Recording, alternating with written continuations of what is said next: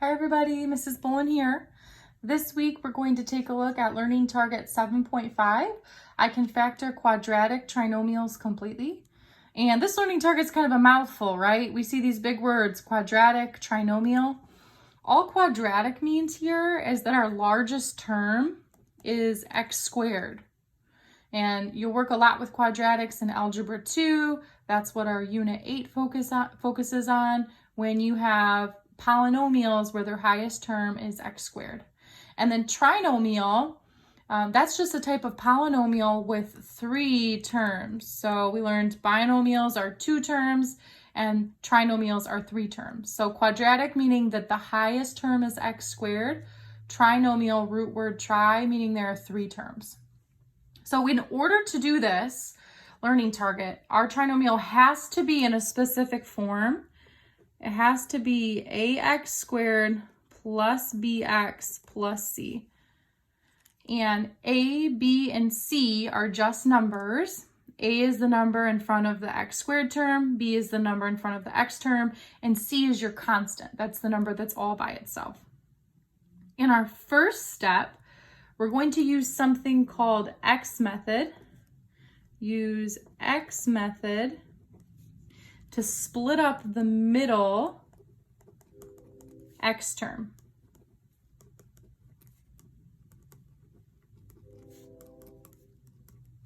Use X method to split up the middle x term. So our middle term here, the bx, we want to split that up. The reason it's called X method is because you will draw an X on your paper. In this X, in the top of it, you will multiply the numbers A times C. So whatever number A is and whatever number C is, you will multiply them. A times C. And in the bottom of the X, you're going to put whatever number is your B. So whatever number is in front of your bx term, you're going to put in the bottom. And then you have to find 2 numbers. Find 2 numbers that multiply to the top, which is AC. 2 numbers that multiply to A times C and add to B. This is a little bit wordy when we're using A, B, and C. It will make more sense when you look at it with numbers. But you're going to find 2 numbers that multiply to the top and add to the bottom. We're going to hold off on step 2. And right now on the front side of our notes, we're just going to work on step 1. So we'll come back to step 2. So our directions say to practice using X method, and we want to split up the middle x term to prepare to factor by grouping. So the way we do this is we first have to identify what are our A, B, and C. So over here to the side, you could make a note. A equals, B equals, and C equals. So my A is 2, my B is 9, and my C is 4. So I know my A, B, and C. I now need to draw an X. And I need to find 2 numbers that multiply to A times C. So 2 times 4 is 8. So I need to find 2 numbers that multiply to 8. And in the bottom, I put my B. My B is 9. And they're going to have to add to 9. So in the top, I did A times C, 2 times 4 is 8. In the bottom, I just put my B, which is 9. And now I need to think of 2 different numbers that when I multiply them, they multiply to 8 and they add to 9. And those 2 numbers you'll put on the left and the right side of your X.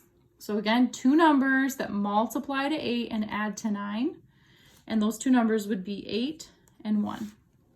8 times 1 multiplies to 8, and 8 plus 1 adds to 9. So what we did is we found the 2 numbers that will work for X method.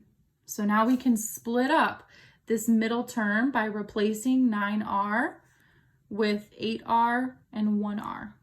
So over here, I can rewrite this, but I'm going to leave the first and last term. Those stay just as they are. So I'll have 2r squared. My middle term, this is what I'm splitting up. I'm going to split 9r into two different terms. And the 9 gets split into the 8 and the 1. So I'll have plus 8r plus 1r. And then I still have my end term, the plus 4. So for step 1, this is where we stop. We use our x method, and we're trying to split up this middle term, this 8r, into, this 9r into the 8 and the 1. And again, we got that from doing x method. All right, let's look at the next one. Run out of room, so I'll do it a little bit beneath here. So right away, identify your A, your B, and your C. So A equals, B equals, C equals. Once you get good at it, you could maybe even skip doing this step, or I see some students label A, B, and C above the trinomial. That would be fine too. If there's no number in front of B squared, that means that there's a 1 there. Same thing with this B. If there's no number in front of it, that means there's a 1 there. So my A and my B are 1, and my C is negative 12. Make sure you include the sign. My C isn't just 12, you have to include the negative. So I have A, B, and C. You need to draw your X. In the top, I need to put A times C. So 1 times negative 12 gives me negative 12. And in the bottom, I put my B, which is 1. So this means I need to find two numbers that multiply to 12 and add to 1.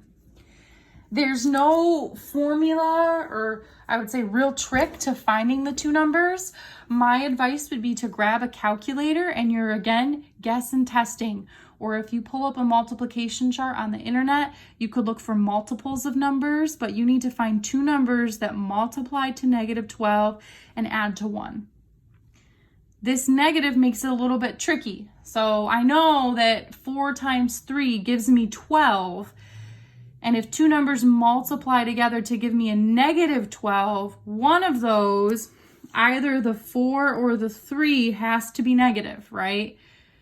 The way you decide which one is negative, because only one of these can be negative if when they multiply, they give me a negative 12, is because they have to add to positive 1. So that would mean that this 3 has to be negative, because a positive 4 times a negative 3 gives me negative 12. 4 minus 3, or 4 plus a negative 3, gives me positive 1. So when you have negatives, you really need to take it slow and figure out the two numbers, and then be very careful when deciding which of them has to have a negative sign. So what this means is we decided we could split our middle term here, and I'm going to rewrite it down here. I have b squared plus b minus 12. I can split my middle term into these two numbers. So I'll keep the b squared out front, b squared plus, and my b splits into 4b and negative 3b, plus 4b minus 3b, and then don't forget your negative 12 at the end. So again, for this piece, I split this 1b into these two numbers, right? The 4 and the negative 3. Careful, make sure you include the sign for the negative 3. Notice my b squared stayed the same, my negative 12 stayed the same. All right, let's look at the next one. So next one, start by identifying A, B, C. So A equals, B equals, C equals. My A is 5. My B is negative 8. My C is negative 4. Create your X. In the top, I do A times C. So 5 times negative 4 gives me negative 20. In the bottom, I put my B, which is negative 8. So I want two numbers that multiply to negative 20 and add to negative 8. So again, these negatives make it tricky. If two numbers are going to multiply to a negative, that means that only one of them can be negative, right? Because if you do a negative number times a negative number, that would multiply to a positive number. So you have to be careful. So I'm trying to think of multiples or numbers that multiply to 20, but then they're going to have to somehow add to this 8. So I can think of the numbers 10 and 2, but I have to figure out, right now this doesn't work. 10 times 2 gives me positive 20, and 10 plus 2 gives me 12. So something's not working here. I need to adjust the signs to get it to work. So in order to get these numbers to add to negative 10, or excuse me, to add to negative 9, it would have to be a negative 10. Negative 10 times 2 gives me negative 20, and negative 10 plus 2 gives me negative 8. So now we found the two numbers in order to split up our middle term there. So I can rewrite it, keep the 5a squared, but now I'm going to split my middle term, the negative 8a, into two different terms. So I'll have negative 10a and positive 2a, and then don't forget your negative 4 at the end. All right, let's do one more together, and then you'll try the bottom two on your own. So let's take a look at this one. So identify your A, B, and C. So my A is 1. Again, if you don't see a number in front of the variable, that's a 1. My B is negative 4. My C is negative 45. So now I need to draw my big X. In the top, I need to do A times C. So 1 times negative 45 gives me negative 45. In the bottom, I put my B, which is negative 4.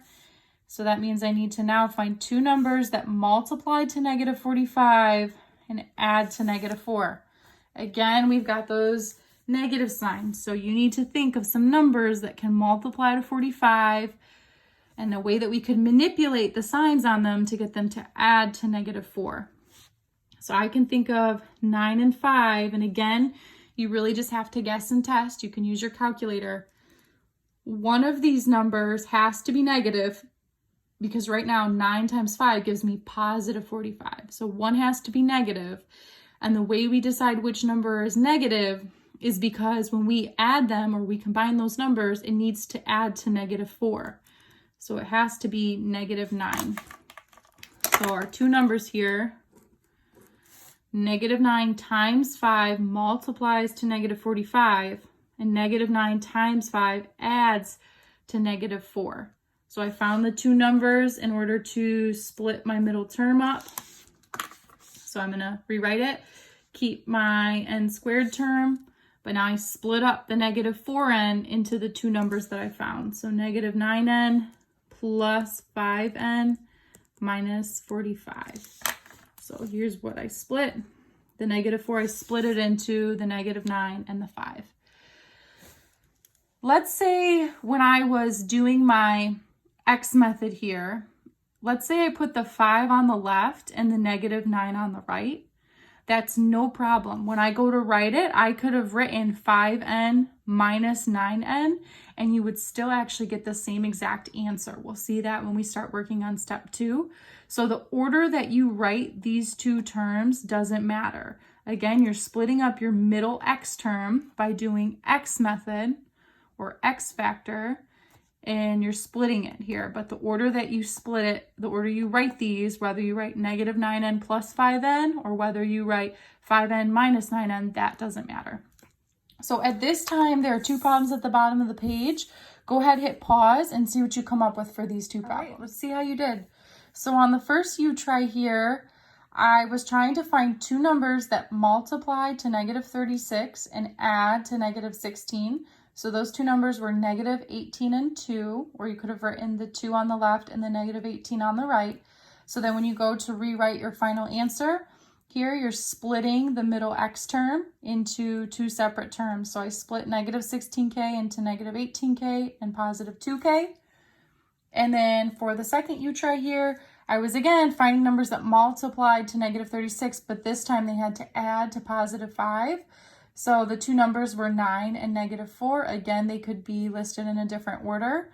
And so here I split my middle term, 5x, into 9x and -4x. All right, so this is just step one, where you use this x method, this method here, in order to split our middle term. But if you go back up to the top of our notes, we do have a second step. And our second step, which we will do on the back, is simply factor by grouping. And I'm hoping that sounds familiar to you. That's what we just did last week, factor by grouping, 7.4. So you'll notice when we look right here, we originally had 1, 2, 3 terms, but we just split it to have 1, 2, 3, 4 terms. And last week, we made a special note that for grouping, there has to be 4 terms. So now we have 4 terms and we are able to factor by grouping. So flip on over to the back side, and we now are going to look at example 1, and now we're going to do the problem from start to finish. So in example 1, we have to start it the same way. Identify your A, B, and C. A different method, rather than writing it out every time, is above it. You could simply label A, B, C. That might be helpful for some of you. So over here to the side, you need to draw an X. And in the top, you need to do A times C. So 2 times 9 gives me 18. And in the bottom, I put my B, which is 11. So I need to find 2 numbers that multiply to 18 and add to 11. So start thinking numbers that multiply to 18. I can think of 9 and 2. So double check it. 9 times 2 multiplies to 18, and 9 plus 2 adds to 11. So I found the 2 numbers that I can split my middle term into. So I will rewrite this. I have 2x squared, but now I'm splitting my middle term, 11x, into the 2 different terms, 9x and 2x. So plus 9x plus 2x, and then don't forget the plus 9 on the end.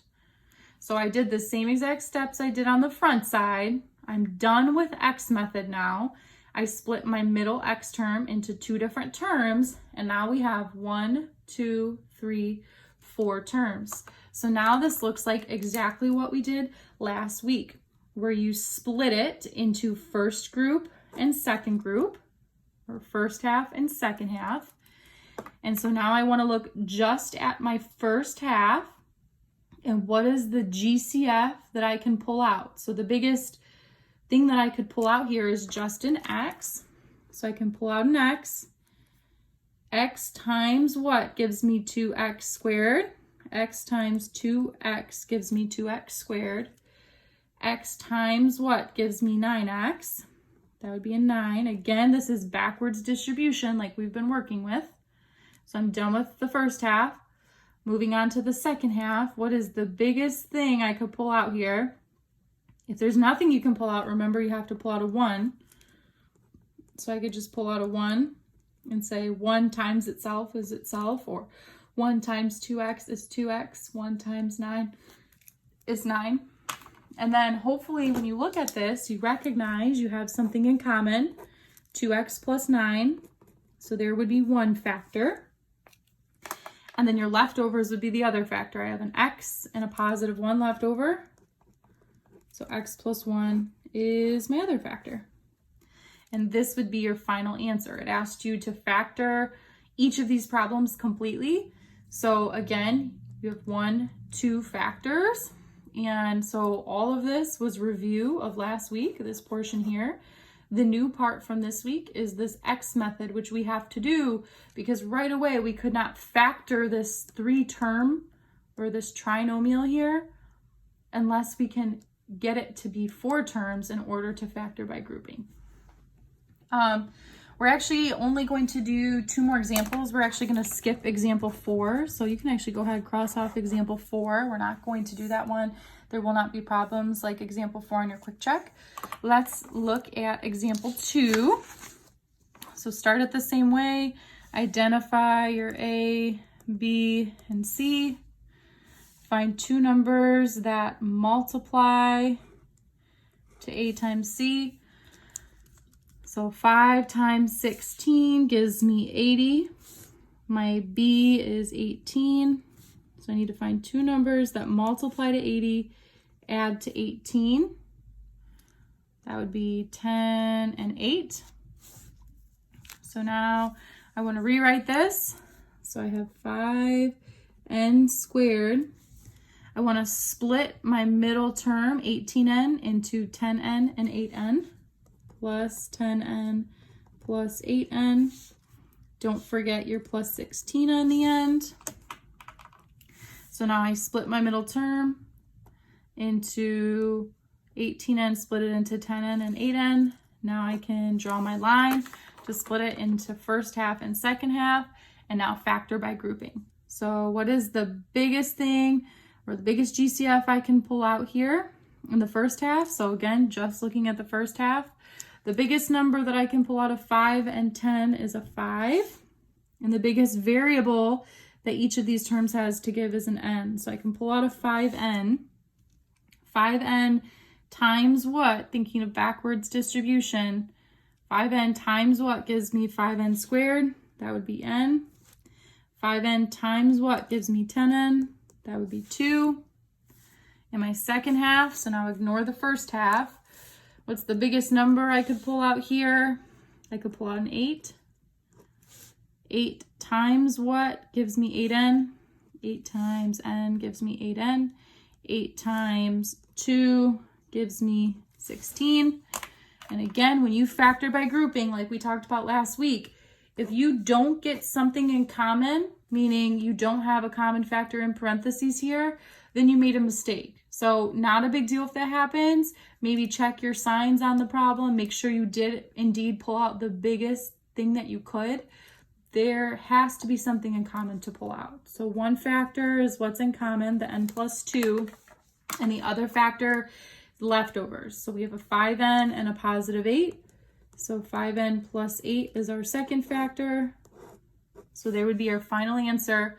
We took this quadratic trinomial, split it into 4 terms by using x method in order to factor by grouping, and then we got 2 factors. Again, we're skipping example 4. So our last example today is example 3. So this time I'm not even going to label A, B, and C. I'm just going to jump right into my x. So A times C, 2 times negative 30 gives me negative 60. My B is 17, which means I need to find 2 numbers that multiply to negative 60, add to 17. So start thinking of numbers that multiply to 60. Upon first thought, I might think of like a 6 and a 10. 6 times 10 is 60, but 6 plus 10 doesn't add to 17. It's a little bit off. So that means you've got to keep trying. Just use your calculator to type in different numbers, trying to get them to multiply to negative 60. So 20 times 3 gives me 60. But one of these numbers has to be negative because right now 20 times 3 gives me positive 60, and 20 plus 3 would give me 23 when you add. So one of these needs to be negative, and the way you decide which is negative is by trying to get them to add to 17. Well, 20 minus 3 gives us 17. And you can test it. 20 times negative 3 gives me negative 60. So we're done with x method. Now we can split our middle x term. So I have 2p squared, and I'm splitting the 17p into 20p and negative 3p. And then don't forget your constant at the end, the negative 30. Now I can draw my line. Notice here my third term is negative. This is very important. We talked about that last week. Be very careful when you factor by grouping and you split it. If your third term is negative, you're going to have to pull out that negative. So right away, if you want, you can even draw a negative sign. That's the rule. You have to pull it out. All right, looking at my first half, the biggest number that I can pull out of 2 and 20 is 2. The biggest variable that these two terms have to give is a p. So I have 2p, and then I'm doing backwards distribution. 2p times what gives me 2p squared? That would be p. 2p times what gives me 20p? That would be 10. Now looking at my second grouping here, what is the biggest number I can pull out? And we know it has to be negative because that third term is negative. You have to pull it out. So the biggest number I can pull out here is a -3. And let's hope that when I distribute, or think of backwards distribution, when I do this part here, I better get p plus 10 in parentheses if I did it correct. So -3 times what gives me -3p? That would be p. -3 times what gives me -30? That would be +10. So it worked out. My common factor is p plus 10. And then my leftovers are 2p minus 3. So there would be my final answer, my 2 factors. The reason we are skipping example 4, just for time's sake, this is one where you first have to pull out a GCF because these numbers are huge. So like on example 4, you would first have to pull out a 5, then do X method. So we're not going to do example 4. You can also cross off the last U try. So go ahead, cross this one off.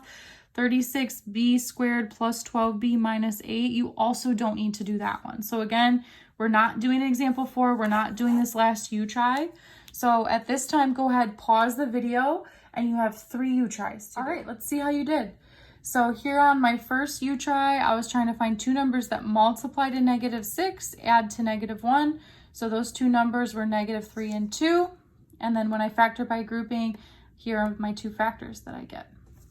And second U try, if we slide over, I was trying to find 2 numbers that multiply to 50, add to -15. So those numbers were -10 and -5, right? A negative times a negative multiplies to a positive. So here's my work when I factor by grouping. Pay close attention, that third term was negative here, so you had to pull out a negative. And then you can see my 2 factors. And then my very last U try here, I was trying to find 2 numbers that multiply to -30, add to 13. So those 2 numbers were 15 and -2. Again, here my third term ended up being negative. And again, that's only if you did it in this order with 15 first and -2 second. If you flip these 2, you will notice you get the same final answer. The order that you put your 2 factors does not matter. So you could list these instead, 5a minus 2 times a plus 3. That would be fine. And on your Schoology quick checks, I put both answer choices, regardless the order that you have these 2 factors, I put both as correct. Because the answer is just that there are 2 factors. It doesn't say which factor is more important and should be listed first, but there's 2 factors.